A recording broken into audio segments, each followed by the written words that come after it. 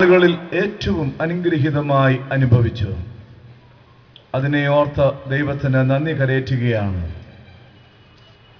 നിങ്ങളിലൂടെ എനിക്ക് ലഭിച്ചുകൊണ്ടിരിക്കുന്ന പ്രാർത്ഥനകൾക്കായും കരുതലിനായും സ്നേഹത്തിനായും ദൈവത്തിന് നന്ദി കരേറ്റുന്നു. ഈ രാത്രി യോഗത്തിൽ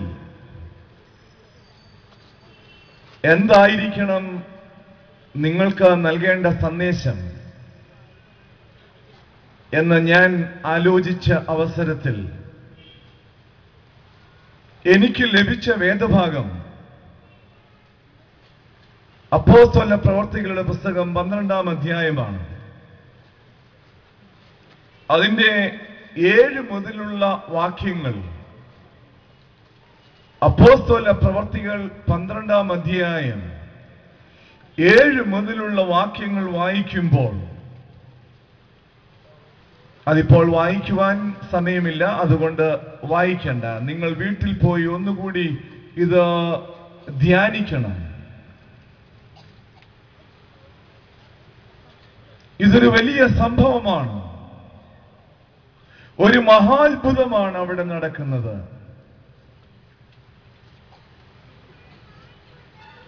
അവിടെ ആരംഭത്തിൽ ഇപ്രകാരം പറഞ്ഞിരിക്കുന്നു: ഹെരോദ രാജാവ് സഭയിൽ ചിലരെ പീഡിപ്പിക്കേണ്ടതിന് കൈനീട്ടി പീഡനങ്ങളുടെ, ക്രൂരതകളുടെ ജീവിത അനുഭവങ്ങൾ, ജീവിത യാഥാർത്ഥ്യങ്ങൾ യോഹന്നാന്റെ സഹോദരനായ യാക്കോബിനെ അവൻ വാൾ കൊണ്ട് കൊന്നു.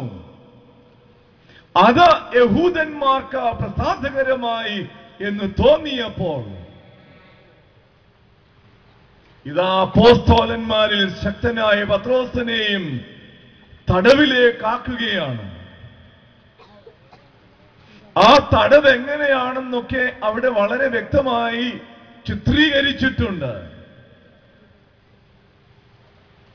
അവിടെ ഇപ്രകാരമാണ് എഴുതിയിരിക്കുന്നത്: ഈ തടവിൽ അവനെ കാപ്പാൻ 4 ചേവകരുള്ള 4 കൂട്ടത്തിനേൽപ്പിച്ചു.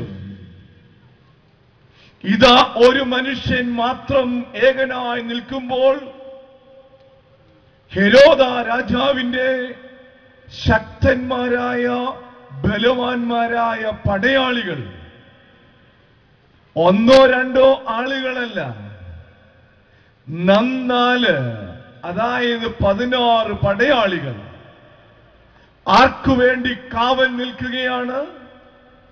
യേശുവിന്റെ ശിഷ്യനായ പത്രോസിനെ തടവിലാക്കിയതിന് ശേഷം കാവൽ നിൽക്കുകയാണ്. അവന്റെ ചലനങ്ങൾ മുഴുവൻ നഷ്ടപ്പെട്ടിരിക്കുന്നു. ചുറ്റുപാടുകളും ഭയാനകത ഉയർത്തുന്ന ജീവിത സാഹചര്യമാണ്. എവിടേക്ക് ഒന്ന് ഓടി ഒളിക്കും? എവിടെ ഞാൻ രക്ഷ നേടും? ഈ പടയാളികൾ 16 പേർ എന്റെ ചുറ്റും നിൽക്കുമ്പോൾ ഇവിടെ എവിടെയാണ് എനിക്ക് രക്ഷ? അസാധ്യമായ ഒരനുഭവമാണ് ഇവിടെ നിന്ന് രക്ഷപ്പെടുക എന്ന് പറയുന്നത്. അതുമാത്രമല്ല, വീണ്ടും നമുക്ക് കാണുവാൻ കഴിയുന്നത് അവന്റെ പത്രോസ് 2 ചങ്ങലയാൽ ബന്ധിക്കപ്പെട്ടവനായി 2 പടയാളികൾ. ശ്രദ്ധിക്കുക, ഇതാ ബന്ധനസ്ഥനായ പത്രോസിനെയാണ് ഇവിടെ നമുക്ക് കാണുവാൻ സാധിക്കുന്നത്. ജീവിതത്തിന്റെ ബന്ധനങ്ങളിൽ കൂടി കടന്നു പോകുന്നവർ, ഇതാ ജീവിതത്തിന്റെ രാത്രികളിൽ കൂടി കടന്നു പോകുന്നവർ. ഇവിടെ പറയുന്നത് ഇപ്രകാരമാണ്: അവനെ ജനത്തിന്റെ മുൻപിൽ നിർത്തുവാൻ ഭാവിച്ചതിന്റെ തലേ രാത്രി, വേദപുസ്തകത്തിലെ വലിയൊരു വിഷയമാണ് തലേ രാത്രി. ഇനിയും നിങ്ങൾ വേദപുസ്തകത്തിൽ പോയി ഈ വാക്ക് എവിടെയൊക്കെ ഉണ്ട് എന്ന് തേടിപ്പിടിക്കുകയാണെങ്കിൽ അതിന്റെയൊക്കെ സന്ദർഭങ്ങളും സാഹചര്യങ്ങളും മനസ്സിലാക്കാൻ സാധിക്കും. ആ സന്ദർഭങ്ങളും സാഹചര്യങ്ങളും ഒക്കെ തന്നെ ദുഃഖാത്മകമായ ജീവിത സാഹചര്യങ്ങളുടെ അനുഭവമാണ്. ശ്രദ്ധിക്കൂ, കർത്താവിന്റെ ക്രൂശീകരണത്തിന്റെ തലേ രാത്രി അതെന്ത് അനുഭവമായിരുന്നു ക്രിസ്തുവിന്?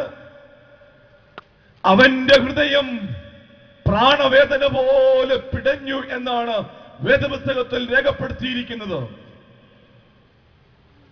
തന്നോടുകൂടെ മരിപ്പാൻ തക്കവണ്ണം തയ്യാറായ ശിഷ്യൻ കൂടെയുണ്ട്.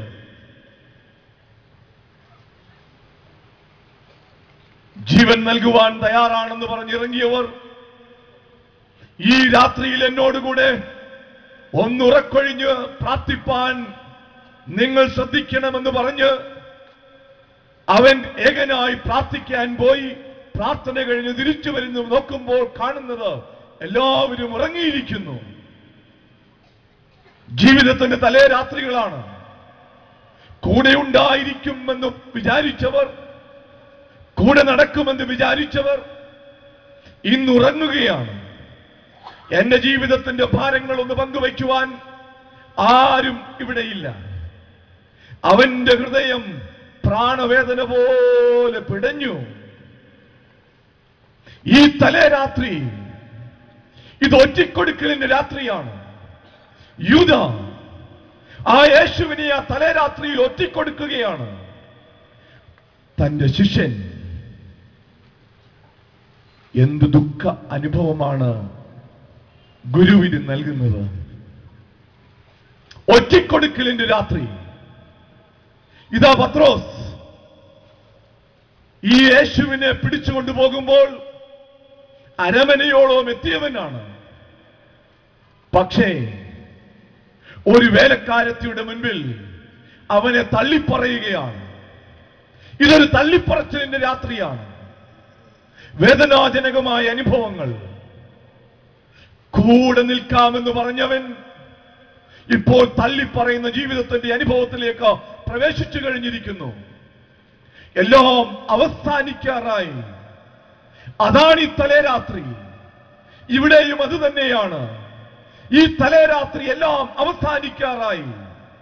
പത്രോസിനെ സംബന്ധിച്ചിടത്തോളം 16 ചേവകന്മാരാൽ കാവൽ നിൽക്കുന്ന അനുഭവം. അവൻ ബന്ധിതനായിരിക്കുന്നു. 2 പടയാളികളുടെ കരങ്ങളിലേക്ക് അവന്റെ ചങ്ങലകൾ ബന്ധിക്കപ്പെട്ടിരിക്കുകയാണ്. അവന്റെ മൂവ്മെന്റ്സ് എല്ലാം നഷ്ടപ്പെട്ടിരിക്കുന്നു. ഇനിയും ഇവിടെ നിന്ന് യാതൊരു രക്ഷയുമില്ല. അസാധ്യമാണ്, അസാധ്യം. പ്രിയമുള്ള വിശ്വാസ സമൂഹമേ, എനിക്ക് നിങ്ങളോടൊന്ന് പറയുവാനുണ്ട്. ജീവിതത്തിൽ അസാധ്യമെന്ന് നിങ്ങൾ കരുതുന്നവയൊക്കെയും ദൈവത്തിന്റെ വിശ്വാസത്തിന്റെ കരങ്ങളിലേക്ക് ഏൽപ്പിച്ചു കൊടുക്കുമെങ്കിൽ ഈ രാത്രിയിൽ നിങ്ങൾക്ക് അസാധ്യമായതിനെ സാധ്യമാക്കി തരുന്ന ദൈവത്തിന്റെ ആത്മാവ് ഇവിടെ പരിവസിക്കുന്നുണ്ട്. ഹല്ലേലൂയ. ഈ ദൈവത്തിന്റെ ആത്മാവിനെ ഉൾക്കൊണ്ടുകൊണ്ട് വേണം നമ്മൾ ഇവിടെ നിന്ന് പോകാൻ. ദൈവത്തിന്റെ ആത്മാവ് എല്ലാം ശൂന്യമായിരിക്കുന്നു. ആരും സഹായിപ്പാനില്ലാത്ത ഇടം, എല്ലാവരാലും പരിത്യജിക്കപ്പെട്ട ഒരു സാഹചര്യം. നിങ്ങൾ നോക്കുക, പിന്നീട് എന്താ സംഭവിച്ചത്? ഇവിടെയാണ് ദൈവത്തിന്റെ ദൂതൻ ഇറങ്ങി വരുന്നത്.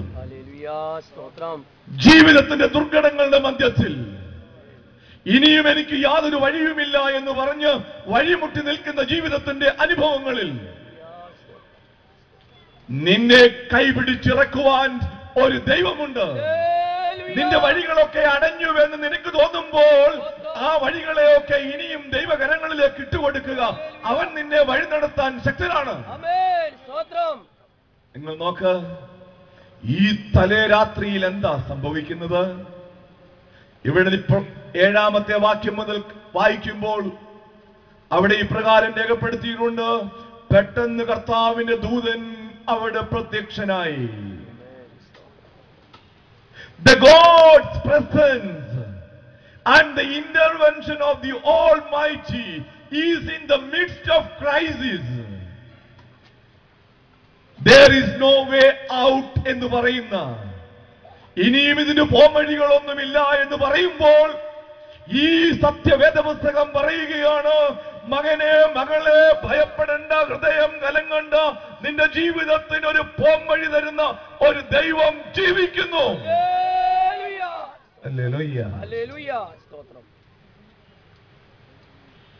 ഇവിടെ പറയുന്നു, ദൈവത്തിന്റെ ദൂതൻ അവന് പ്രത്യക്ഷനായി. ഇനിയും ശ്രദ്ധിക്കുക, അറയിൽ ഒരു വെളിച്ചം പ്രകാശിച്ചു. പ്രിയ വിശ്വാസ സമൂഹമേ, ജീവിതം അന്ധകാരവൃതമായി തീരുമ്പോൾ, ഈ ജീവിതത്തിന്റെ അന്ധകാരങ്ങളുടെ മധ്യത്തിൽ ഞാൻ ലോകത്തിന്റെ വെളിച്ചമെന്ന് അരുളി ചെയ്തവൻ എന്റെയും നിങ്ങളുടെയും ജീവിതത്തിന്റെ അന്ധകാരവൃതമായ ജീവിത അനുഭവങ്ങളുടെ മധ്യത്തിൽ വെളിച്ചം വീശുവാൻ ശക്തനാണ്. അതുകൊണ്ടാണ് മീകാ പ്രവാചകൻ ഇപ്രകാരം പറഞ്ഞത്, ഞാൻ ഇരുട്ടത്തിരുന്നാലും യഹോവ എനിക്ക് വെളിച്ചമാണ്. God is the light even when I sit in darkness. അന്ധകാരത്തിന്റെ അനുഭവത്തിൽ ഞാൻ ഇരുന്നാലും എന്റെ ദൈവം എനിക്ക് വെളിച്ചമാണ്. യേശു ഇതാ, ഒന്ന്, ദൂതൻ പ്രത്യക്ഷനായി. രണ്ട്, ഈ അന്ധകാര അറകളിൽ വെളിച്ചം വീശുകയാണ്. പിന്നീട് ഇപ്രകാരമാണ്, അവൻ പത്രോസിനെ വിലാപ്പുറത്ത് തട്ടി. പ്രിയ വിശ്വാസ സമൂഹമേ, നമ്മുടെ ജീവിതത്തിന്റെ അനുഭവങ്ങളിലും ഇതുപോലെയൊക്കെ തട്ടുന്ന ഒരു യേശുവാണ് നമുക്കുള്ളത്. അത് വിട്ടുപോകരുത് പ്രിയപ്പെട്ടവരെ. നമ്മുടെ ജീവിതത്തിന്റെ പ്രതിസന്ധികൾ കണ്ട് അന്താളിച്ചു പോകരുത്, ആകുലരായി പോകരുത്. ഞാൻ പറയുക, നിന്റെ വിലാപ്പുറത്ത് തട്ടുന്ന ഒരു ദൈവത്തിന്റെ സാന്നിധ്യം ഈ സമയങ്ങളിലും തുടർന്നു വരുന്ന ജീവിതത്തിന്റെ യാത്രകളിലും നിങ്ങൾ അനുഭവിക്കണം. അത് അനുഭവിച്ചതുകൊണ്ടാണ് ഞാൻ പറയുന്നത്, അവൻ എന്റെ വിലാപ്പുറത്തും തട്ടിയവനാണ്. പ്രിയ വിശ്വാസ സമൂഹമേ, ഞാൻ മുൻപോട്ട് പോകട്ടെ, പെട്ടെന്ന് പറഞ്ഞു നിർത്താം. വേഗം എഴുന്നേൽക്ക എന്ന് പറഞ്ഞ് അവനെ ഉണർത്തി. വേഗം എഴുന്നേൽക്ക എന്ന് പറഞ്ഞ് അവനെ ഉണർത്തി.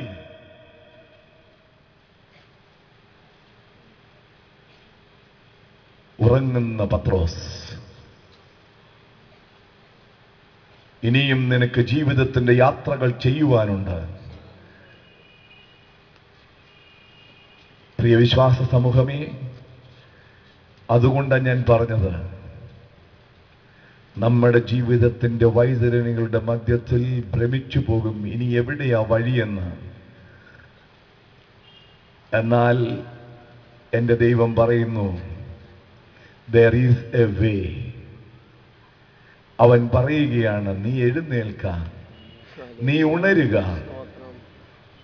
ഉടനെ അവന്റെ ചങ്ങല ആ കൈമേൽ നിന്ന് വീണുപോയി. പ്രിയമുള്ള വിശ്വാസ സമൂഹമേ, ഇപ്രകാരം കയ്യിൽ നിന്ന് ചങ്ങലകൾ വീണുപോകുന്ന അനുഭവം ഈ പത്രോസിന് മാത്രമല്ല, വിശ്വാസികൾക്ക് എത്രയെത്രയോ അനുഭവഭേദ്യമായിരിക്കുന്ന ഒരു കാര്യമാണ്. എത്രയെത്ര ചങ്ങലകൾ എന്ന് പറയുമ്പോൾ ബന്ധനങ്ങളാണ്. എത്രയെത്ര ബന്ധനങ്ങൾ നമ്മുടെ ജീവിതത്തിലുണ്ട്. ഈ ബന്ധനങ്ങളുടെയൊക്കെ മധ്യത്തിൽ ആ ചങ്ങലയുടെ കെട്ടുകളെയൊക്കെ അഴിക്കുന്ന ഒരു ദൈവത്തിന്റെ സാന്നിധ്യം. പ്രിയ വിശ്വാസ സമൂഹമേ, നിങ്ങൾ വിശ്വസിക്കുക, എന്റെ കർത്താവിനത് സാധിക്കും. അവന്റെ ചങ്ങലകളുടെ കെട്ടുകളെ അഴിഞ്ഞു. എന്നിട്ട് വീണ്ടും പറയുകയാണ്, ദൂതൻ അവനോട് അരകെട്ടി ചെരിപ്പിട്ട് മുറുക്കുക എന്ന് പറഞ്ഞു. Be prepared your life to take a new start in the life. നീ നിന്റെ ജീവിതത്തിൽ ഒരു പുതിയ യാത്ര ചെയ്യുവാൻ ആരംഭിച്ചു കൊള്ളുക. അരകെട്ടി ചെരുപ്പിട്ട് മുറുക്കുക. You should start a new journey. പഴയതല്ല, പഴയത് ഇന്ന് ഈ തലേ രാത്രിയിൽ, ഈ രാത്രിയിൽ ഇവിടെ വെച്ച് അവസാനിച്ചു.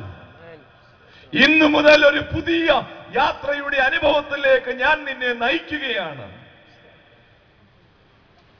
അരകെട്ടി മുറുക്കുക, ചെരുപ്പിടുക. വലിയ വിഷയങ്ങളാ കേട്ടോ അതൊക്കെ. അതിലേക്കൊന്നും ഞാൻ പ്രവേശിക്കുന്നില്ല.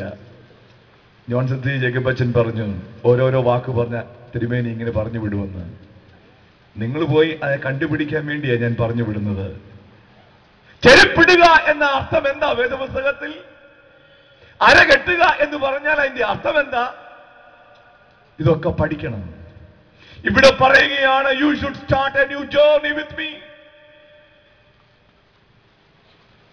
അത് മാത്രമല്ല, വീണ്ടും ആ വാക്യങ്ങൾ വായിക്കുമ്പോൾ ശ്രദ്ധിച്ചു നോക്കുക. അവൻ അങ്ങനെ ചെയ്തു. നിന്റെ വസ്ത്രം പുതച്ച് എന്റെ പിന്നാലെ വരിക എന്ന് പറഞ്ഞു. അവൻ പിന്നാലെ ചെന്നു. യേശു അവൻ ഇന്നും നിങ്ങളെ വിളിക്കുന്നുണ്ട്. യേശു നിങ്ങളെ ഇന്നും വിളിക്കുന്നു. എന്തിനാ? എന്തിനാ? Follow me. നീ എന്റെ പിന്നാലെ വരിക. ഇത് ഇന്ന് കൊടുത്ത ആഹ്വാനമല്ല കേട്ടോ. ഇത് സംവത്സരങ്ങൾക്ക് മുൻപ് യേശു ക്രിസ്തു ഇവർക്ക് നൽകിയ ഒരു വലിയ ചലഞ്ചാണ്. ആ ചലഞ്ച് സ്വീകരിച്ചവനാണ്. പക്ഷേ ചില താളക്രമങ്ങൾ അവന്റെ ജീവിതത്തിലും സംഭവിച്ചു പോയി. ഇന്നിതാ വീണ്ടും ഒരു പുതിയ യാത്രയ്ക്ക് വേണ്ടി അവനെ തയ്യാറാക്കുമ്പോൾ അവനോട് ആവശ്യപ്പെടുന്നത്, നീ എന്റെ പിന്നാലെ വരിക. Come after me, follow me. എന്താ സംഭവിച്ചത്? അതിന്റെ 10ാമത്തെ വാക്യത്തിൽ അവിടെ കാണാം, ജയിലറകൾ തുറക്കുകയാണ്. അതിന്റെ വാതിലുകൾ തുറക്കുന്നു, ഇരുമ്പ് ഗേറ്റുകൾ തുറക്കുന്നു. ഇനിയും ഞാൻ അവസാനിപ്പിക്കുകയാണ്. അവർ പുറത്തിറങ്ങി ഒരു തെരുവ് കടന്നു. ഉടനെ ദൂതൻ അവനെ വിട്ടുപോയി. നിന്നെ എത്തേണ്ട സ്ഥാനത്തെത്തിക്കുന്ന ഒരു ദൈവം ജീവിക്കുന്നു. പ്രിയ മകളെ, പ്രിയ മകനെ, ഞാൻ വ്യക്തമായി പറയാം, നിന്റെ ജീവിതത്തെ കുറിച്ച് ഒരു ഉദ്ദേശം ദൈവത്തിനുണ്ട്. ജീവിത സാഹചര്യങ്ങളിൽ ആ ഉദ്ദേശങ്ങളൊക്കെ ചിലപ്പോൾ താറുമാറായി പോകുന്ന സാഹചര്യങ്ങളുണ്ട്. എന്നാലും ഞാൻ പറയുകയാണ്, if you are with Jesus, if you are following Jesus, ആ യേശുവിനെ അനുഗമിക്കുന്നെങ്കിൽ നിന്നെ എത്തിക്കേണ്ട സ്ഥാനത്ത് അവൻ എത്തിക്കും. ആരെല്ലാം എന്തെല്ലാം തടസ്സങ്ങൾ സൃഷ്ടിച്ചാലും, എവിടെയെല്ലാം ജീവിതത്തിന് പ്രതികൂലങ്ങൾ ഉണ്ടായാലും, നിന്നെ എത്തേണ്ട സ്ഥാനത്തെത്തിക്കുന്ന ഒരു ദൈവമുണ്ട്. അവൻ സുരക്ഷിതമായി നിന്നെ എത്തിക്കും. ഈ സുരക്ഷിതനായ ദൈവത്തിന്റെ കരങ്ങളിലേക്ക് നമുക്ക് നമ്മളെ ഒന്ന് വിട്ടുകൊടുക്കാം. അവന്റെ പിന്നാലെ നമുക്ക് പോകാം. എവിടെ റോമൻ ചക്രവർത്തിയുടെ പടയാളികൾ 16 ചേവകർ ഈ പത്രോസിന് ചുറ്റും കാവൽ നിന്നില്ലേ? അവന്റെ കരങ്ങൾ പടയാളികളുടെ കൈകളുമായി കാലുകളുമായി ബന്ധിപ്പിച്ചില്ലേ ചങ്ങലകളാൽ? എവിടെ അവരൊക്കെ? ഇതാ ഞാൻ പറഞ്ഞത്, അസാധ്യമായതിനെ സാധ്യമാക്കി തരുന്ന ഒരു ദൈവത്തിന്റെ സാന്നിധ്യം ഈ രാത്രിയിൽ ഞാനും നിങ്ങളും എല്ലാം അനുഭവിച്ച് രുചിച്ചറിയണം. എത്തേണ്ട സ്ഥാനത്തെത്തിക്കുന്ന ഒരു ദൈവം ജീവിക്കുന്നു. അതുകൊണ്ട് ദൈവമക്കളെ, എന്താരെങ്കിലും ഇവിടെ വിഷാദിച്ചും ദുഃഖിച്ചും ആകുലപ്പെട്ടും ജീവിതത്തിന്റെ പ്രയാസങ്ങളുടെ വൈതരണ്യങ്ങളുടെ അനുഭവങ്ങൾ കൂടി കടന്നു പോകുന്നുണ്ടെങ്കിൽ അവർക്കൊരു പ്രത്യാശയുണ്ട്. എന്റെ യേശു ജീവിക്കുന്നു.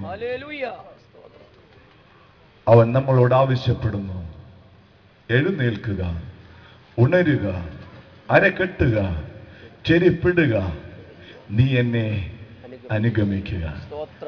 പ്രിയ വിശ്വാസ സമൂഹമേ, നമ്മുടെ ജീവിതയാത്ര ഏറ്റവും ഏറ്റവും ധന്യമായി തീരുവാൻ കർത്താവ് ഈ നാളുകളിൽ സഹായിക്കട്ടെ, ശക്തീകരിക്കട്ടെ. ഇപ്പോൾ ഗായക സംഘം പാട്ടുപാടാം.